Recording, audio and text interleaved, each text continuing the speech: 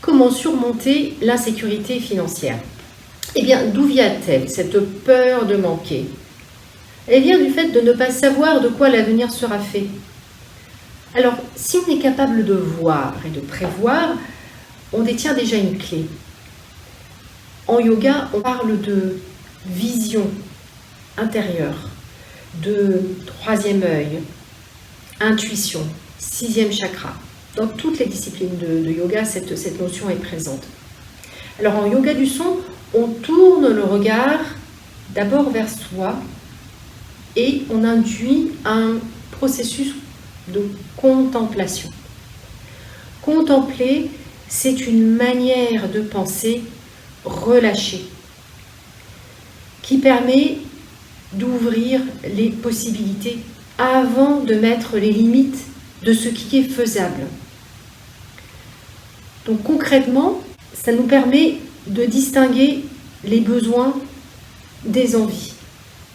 Les envies proviennent d'un conditionnement extérieur, alors que les besoins sont intrinsèques.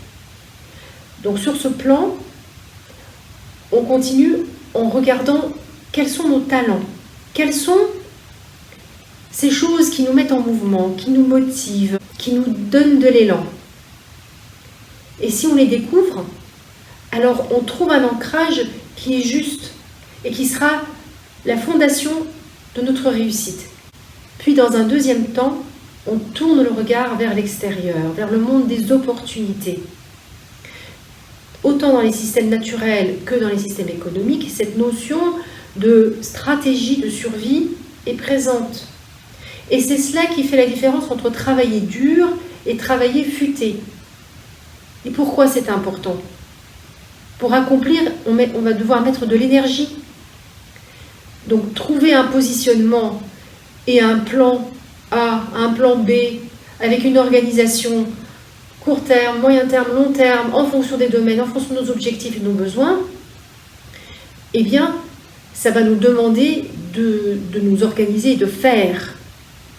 Il y a donc derrière tout ça une force motrice liée à ce monde du matériel, de la réussite matérielle, qu'on peut nommer avidité ou soif d'accomplir.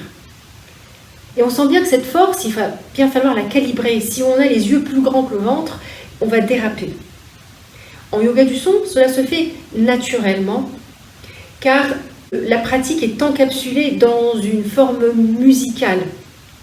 Donc, quand on est dans la troisième étape du faire, de l'accomplir, la clé, c'est le rythme. Or, le rythme, il est intrinsèquement dans la mélodie. En plus, quand on est avec l'instrument, avec la voix, on est tout de suite dans les sens, dans le physique, dans le faire. Donc la pratique en elle-même induit cette calibration et le fait qu'on se retrouve dans une discipline naturelle. En résumé, d'abord être dans le vrai et commencer par soi, puis regarder l'environnement, trouver une direction, s'aligner dessus et turbo. Quand on met son énergie, on ne peut que réussir si l'alignement est bon et si l'écoute est juste.